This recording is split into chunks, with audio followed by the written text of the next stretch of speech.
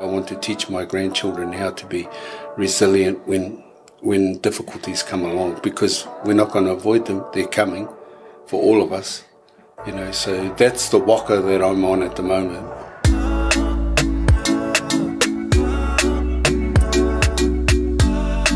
This podcast is proudly supported by the Ōtara Network Action Committee, ōNAC, community-owned, community-driven and community-led. Hi once again, and welcome back to the We Are Ōtara podcast, sponsored by ōNAC, Ōtara Network Action Committee, ōNAC, community-owned, community-driven, community-led. Now, I forgot to introduce myself. Oh my goodness. My name is Vincent Tyrone Vitellino. I want you to know my name because you'll be part of my family. And like everyone else in these episodes, we got an amazing, another one by the name of Tipi Arthur. He is a youth advocate who's basically his life goal and his well, I wouldn't even say his job, but definitely his life goal to lead our youth in our community into somewhere better. And what I mean by somewhere better is that they can be able to pick themselves up and just basically lead them into somewhere where they'll be safe and they can be proud of themselves. And he shows that through his stories about himself and his mokopuna, his family, and how he interacts with everyone in his circle. And he learns that he puts that into practice with his youth there. So again, beautiful episode, awesome episode. I hope you enjoy it. This is Tipi Arthur. My full name is Tipi Arthur, and I'm actually from Porirua. Oh, wow. Yeah, but I moved here in 1989. My mother-in-law passed away in that same year, and we decided to come north to look after my father-in-law. And funnily enough, Ōtara was just supposed to be a kind of a stopover for us. We were heading across to Papatoetoe. But so we came here and loved it so much that we have forgotten to leave and actually don't want to leave. Yeah, this is home for us. Yeah. Yeah. All my growing up was really down in Porirua. Oh, yeah. I'm from a place called Takapawahia, which is once upon a time was a pā. And if you make reference to the word pā, then people will know where you're talking about. If you're from Porirua, they'll know exactly where the pā is. So that's where I was raised. And as I said, I think I was maybe 24, 25 when we moved here. So all our children have been raised here in Ōtara. We have 5 children. And so they've all been raised here. Although 4 boys, 1 girl, the boys were born down in Wellington and Porirua, and my daughter was born here in Auckland. Was there any sort of differences with your daughter and your sons growing up? Like, there must have been like some, despite being in Wellington, was there any difference between the two communities of Auckland and Wellington? No, not for me, Vinny, not for me. In fact, the reason why I chose to stay in Ōtara because it was very much like the community that I'd left, very close-knit. Yeah. And at one stage, everybody looking after one another. And that's what we found here in Ōtara, is everybody caring for each other. It's changed a little bit over time, but that basic principle of caring for each other is still here. Yeah. Yeah. And it was the same. So that's why I think I stayed in Ōtara, because where I'd come from, where I'd left was pretty much the same way. You could walk down the road in Porirua and where we were in our little community and go into an auntie's or an uncle's, because we're all related. Just go in there, walk in there and have a feed, have a sleep, have a shower if you wanted to, And everybody looked after everybody when we were kids, everybody looked after everybody down there, and it was kind of very similar here. Yeah. Yeah. From what you've seen in the past, has that culture changed for us now? Or is it still the same? I think it has changed a little. The basic principle of caring and looking after one another is still here. It's still really here, but there are some elements that have definitely changed in the community, and I have thought about it and reflected on it as to why those changes have happened. And basically, I think I put it down to people just trying to survive, trying to put one foot in front of the other, and trying to look after their families as best they can. A lot of people are just finding that to be quite difficult, let alone, other things like mixing in the community. But I think people are just doing their best to try and survive the economic climate, especially in these days. Yeah. And I noticed that happened, around 2020. Yeah. During lockdown, a lot of our families were struggling that time, both financially as well as trying to find a career during that time to support their family. Was it difficult during that time for yourself during lockdown? I was extremely blessed and very fortunate that I was able to hold on to my role, my working role, my employment role. What was frustrating for me was working from home. Yeah, that was really frustrating, like a lot of other people. But it was really frustrating working from home, and by the end of it, by the time we came out to where we are now, I was ready to sell my house. I was definitely ready to go back to work. But I was just extremely sick and tired of staying at home, really. What got yourself so motivated while working at home? There must have been something that pushed you further to go, I'm working at home, but I need to do the best that I could out of the situation. So what did you do? Good question. Part of it is because of the role that I have in my employment, where I'm up against timeframes. Yeah. So those timeframes are legal timeframes, and they have to be met. So, whether you got up with a headache or sick or didn't feel like working today, because of those timeframes. And of course, like so many other people, I just wanted to do the best I could, because I knew there were people who were relying on me, not because, because I didn't want to let people down, basically. My employer, I have a fantastic boss, and I didn't really want to let him down. So that was kind of like a motivator for me, more of a motivator, besides the time frames that I had to meet. Yeah. I just didn't want to let people down, key people, who had really been there for me. Yeah, I didn't want to let them down. That's what was really motivating me. Yeah. The first time I met you at an ŌNAC meeting, I saw you the first time across the room, and I was like, man, this guy's a go-getter. He's got a big smile on. He was like, my name is Tipi. Mentioning about himself, and I'm just sitting there going, wow, I wish I had that energy, Wish I could wake up every morning going, I'm ready, flex out and whatnot. So, I saw you then, and could you describe what sort of work that you do, if you don't mind? Because I heard that you didn't want to let people down. So, what sort of work do you do? I'm working with young people. Actually, I'm what they call a youth justice coordinator. So basically, when young boys or girls under the age of 17 get referred, and there's two ways. They could either get referred from the courts or from the police. So for coordinators, we work closely with social workers who are also along part of our team. And there's a requirement for us to pull a whole lot of people together and see. I guess the whole aim of the work is to keep young people out of the system, out of getting in on that justice ladder, court ladder.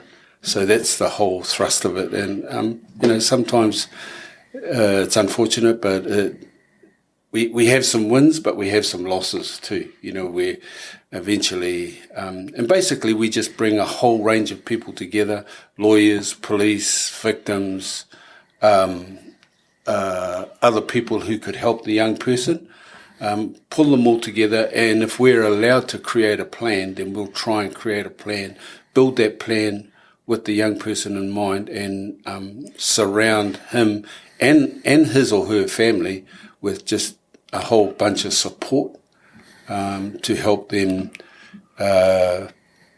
regain the young person and put them back in as a contributing citizen in society, really. Yeah. So you're helping out the youth, and it's a very intricate part of their lives, especially around this time. The 3 years for any young person around the ages of 18 to even up to 30 is very intricate, because they don't know where they are at the moment. COVID's just basically put basically a roadblock for them. Yeah. How do you get into let's just say I'm a teenager and I come up to you and ask for help. What is the ways that you go through to sort of just figure out ways to help them out? Yeah, so one of those people that I mentioned we try to bring together would be specialists who might be, obviously you'd have to know what was what kind of help the young person were asking for. Now, that's a little bit out of my scope, because I'm not really trained to identify what might be the challenge for Vinny, but there are people around who can do that. And so if you were that person, that young person, Vinny, I would first of all say, hey, look, Vinny, I've got some people that, and they would be specialists in that field. So can I hook you up with one of those, Vinny, and have a talk? And then hopefully through that conversation, they would identify, okay, Vinny needs this kind of help, or we could pin it down to what is actually, and it's all confidential, it's all just between the specialist and yourself, and it's, because as you said, there's just so many challenges out there for our young people, and they just, if I put it this way, Vinny, I've come from the police, so I did 24 years in the police. 12 of those years were working with young people. So my mindset today is different to what it was when I was in the police. In the police, it was more or less the attitude of lock them up and throw away the key, But that's, it's taken a long time, but I finally reached the point where that's not going to serve the community at all. And what we need to be doing is looking at ways to change attitudes, change minds, and change hearts with our young people. But families in particular, male role models are really crucial in helping that young person, be they boy or girl, to change their attitudes. Unfortunately, in my role, and my colleagues who are in the same role, it's really, we don't often get male role models. Fathers are generally absent. Mothers are always there, but male role models are kind of absent. So it's really difficult, challenging sometimes. Yeah. I can't imagine that, if you're a young person, you don't have those role models with you. Yeah. I want to say that I'm very blessed with my own role models. Yeah. I have my mother and my father, and then along the way I had my teachers, and then people outside like Judy Spates, Will Fleming. If you were a teenager, let's put Tipi back into his tiny shoes. Yeah. What would be your ideal, what would be your ideal role model? If you were growing up, what would be your image of a role model? Okay, well, that would be easy, because I was brought up in an era where they strapped and caned. Wow. Yeah, so we were strapped and caned, and I think I still hold the record for the cane at my college that I attended. But so for me, I think what kids really gravitate to is a loving, sincere, caring conversation in nature. You might not be able to fix their challenge, but just through the way that you interact with them, and that first of all, it's seen as being sincere, because young people are really smart. Yeah, they can pick up on whether you're sincere or you're just faking it. They can really pick up on it. And I have to say, to my shame, that there's been a few times that I've been caught out on it, because you underestimate young people, but they're really smart.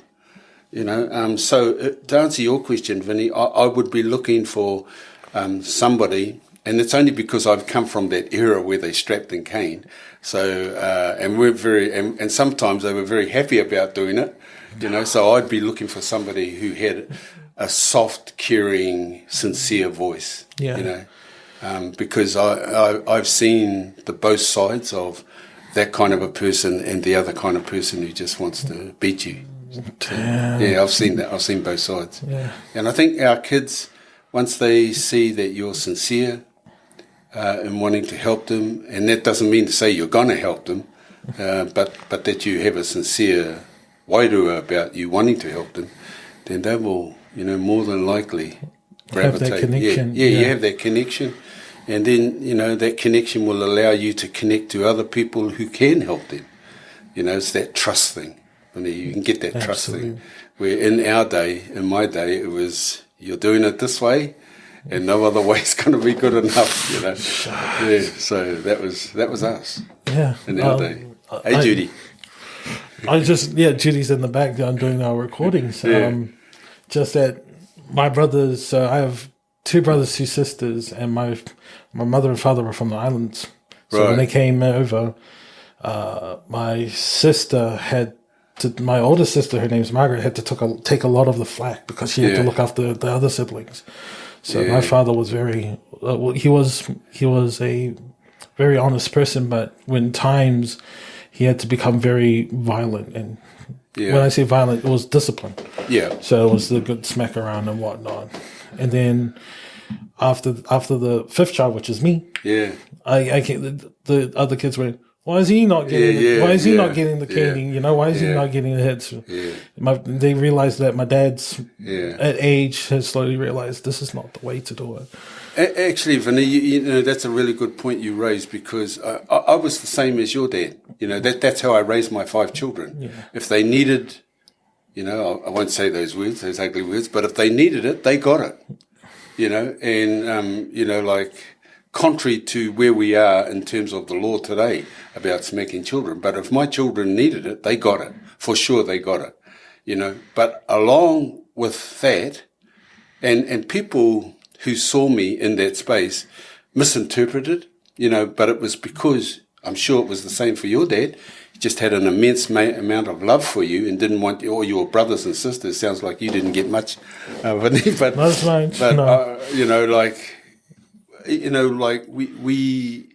I really think there's a difference between beating and discipline, and I always considered myself, I've been beaten. I know the difference between the two. I've been beaten. I have some horrific stories. And so I know the difference between being beaten and disciplining, with love, disciplining with love. But that doesn't quite fit in with our society today. And it doesn't look like it's going to in the future either. But, like all my kids, none of them have been in trouble with the law. They're all adults now. They've all got their own lives, same as your family, Vinny. But and I put it down to strict discipline, strict. And I don't mean just talking. What I really mean is when they needed it, they got it. But they got it wrapped in a cloak of love. And I know a lot of people have a challenge with that because they don't think you can do the both. But I know from personal experience, it works. Yeah. Yeah. Only it just doesn't fit with the current situation. With the law today. Yeah. So with that said, what is it that if someone like an adult wanted to become someone's role model, what would that look like for them? How would they be able to do that, to work on that? Yeah. Well, the first thing, Finny, is I would never advocate that, because that worked for me. It worked for me because I had it fine-tuned. Yeah. And you would have to have confidence that that person could have it the same way. And of course, we're all different. So there's no guaranteed, because the next step after discipline is outright beating. And so I would feel really uncomfortable in advocating that. That's what I did with my children. It worked for me.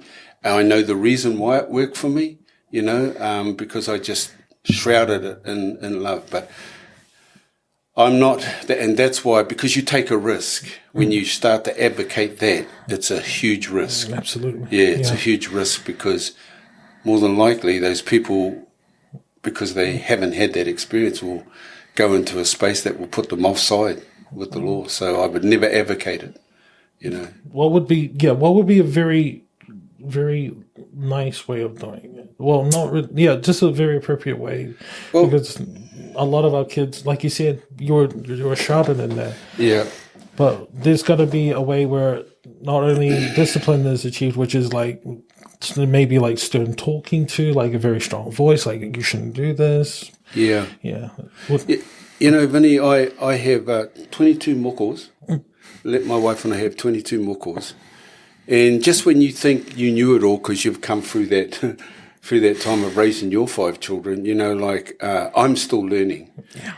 And I have one of my daughter-in-laws who's local. She lives local in Papatoetoe with our son. I watched her one day when her children, they've got 6 children, you know, and I watched her one day when 2 of her children were just out there. They were just going berserk, you know. And I watched her go over, kneel down, and then talk to the children, you know, just talk to them. And, you know, one minute they were off the scales, the next minute they were calm and collected, and they were thinking about a different way of doing it. And I looked at that example and I thought, wow, maybe I'll try the same with my grandchildren, you know. Not that I ever want to touch them, because they're not mine to touch, you know, but maybe I'll try a different approach and just talking with them, but talking in a way that, you know, in a way that they fully understand what they're doing is not right, you know, and why are they doing it, you know, because, and so, you know, I'm up for learning, Vinny. So while it worked for me, it may not work for me in the future, but I've learnt another way through my daughter-in-law, you know, which is kind of different for me, because the way I've been brought up and the way I brought up my children, that's way different, you know. But I'm up to give it a shot, especially now with my grandchildren, you know. I just want to do the best I can for my grandchildren. Yeah. And if that means, okay, bend your knee, get down to their level and talk with them, that's what I'm doing. I'm doing it. It's allowing yourself to have options, right? Yeah. And I'm currently, I can't believe this because I haven't got a child myself. I'm an uncle of like nearly 16 now. Even my nephews have children. I'm sitting there going, what the heck? And I'm trying my best uncle hat on, and I'm learning with all the kids, and I'm sitting there, I'm talking to them, I was like, okay, you did this. So what do you know, how would you think Mum would feel? And they would be like, oh, Mum would be angry or sad, and then is that the right way? You know, do you want to be treated like that? And they'll actually think, and they'll go, oh no, not really. And then come back to it, and then they'll apologize to Mum. Mum will apologize to them, you know. And over the like 10 years that I've been with my ones, and some of them have grown up and gone to Australia. They haven't taken their uncle yet, so I'm waiting for a ticket. Could be waiting a long time. Oh, absolutely, absolutely. The parents will come back to me and they're like, "Why are they cool with you and not cool with me?" And I'm like, "Wow, maybe you just treat them a little bit better." Yeah. And they're like, "Fair enough." I just keep yelling at them, and hopefully they'll stop. So yeah, I definitely agree. Options is a way. Just have heaps of it, because then you'll be able to hit one at least with them. I think the thrust for us now, Vinny, is really trying to accelerate developing relationships with them. Yeah. Because there are so many things out there that could, you know, like I'm interested in resilience, and how do you get resilience, and how do you teach resilience? Because, you know, like I saw at this point in our lives, we've all had to suffer disappointment of some sort, you know, and, you know, so I want to be able to teach my grandchildren how to be resilient when disappointment comes along, rather than, you know, like, sadly, I have a friend who lost his daughter. She took her own life just last week, 19 years old, and took her own life. Beautiful young woman, had her whole life in front of her, but because she had a challenge, and she possibly might not have known how to. She wasn't, resilience. I think if she had been taught, or she fully understood to be resilient, that may have helped her, and she could have been still with us. Yeah. And so that scares me, and so that's why I want to teach my grandchildren how to be resilient when difficulties come along, because we're not going to avoid them. They're coming for all of us, So that's the waka that I'm on at the moment, really, and that's why I really want to be here for my grandchildren, but not just here living, standing above the ground, present in their lives when they need to. Because I already know some of my grandchildren might have challenges talking to their parents, but hey, you can come and talk to us, But you have to develop that relationship with them first. No relationship, nobody's going to come and talk with you, So that's the waka we're on. We're trying to develop the relationship so we can be there for them when they strike that hurdle and need somebody to talk to, but just can't talk to mum and dad at the moment. Well, try us. We're non-judgmental. Not to say your parents are judgmental, but try us. Yeah, absolutely. Yeah, give us a shot. Yeah, and I want to be there in that capacity for them. Absolutely, being that option for them, and it's not just closed off. Yeah. That's a perfect way of saying it. It's just being open, going, hey, look, we're here. Yeah. With that said, what is it that you would like to see in the future with your team, as well as anyone that you worked with, like even just youth or your workers, your colleagues? What do you want to see them go through in the future? Is there a vision that you want to see? Well, the scriptures say, without vision, you perish. So, I do. I guess the vision for me, collectively as a community, is that I do have a vision for that, and that's that we can be collective enough for our community, that because having worked in the community like so many others, Vinny, there's a lot of what's the word I'm looking for? There's a lot of things in the community where you could be seen to be doing it for your own gain, And once you go down that track and you lose vision of the community, then things start to fragment and break apart, But we may not agree.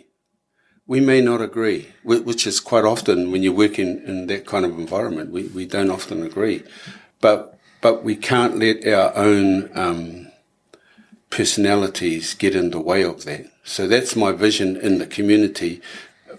One of the things that I'm passionate about in this community here, Vinny, is that approach.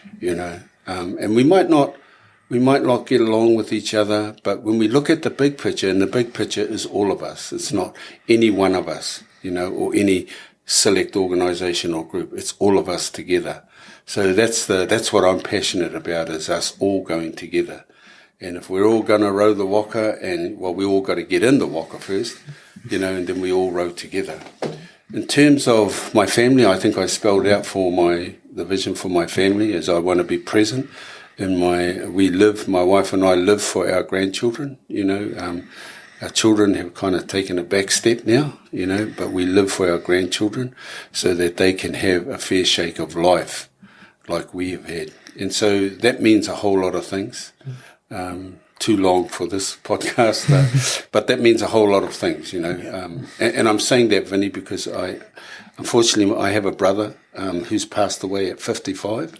And now he has about the same amount of grandchildren as I do, but none of them know him. Not one of them know him, and they all rely on me to tell them about my brother, their grandfather, and I don't want to be in. So it's a kind of a holistic approach. Yeah.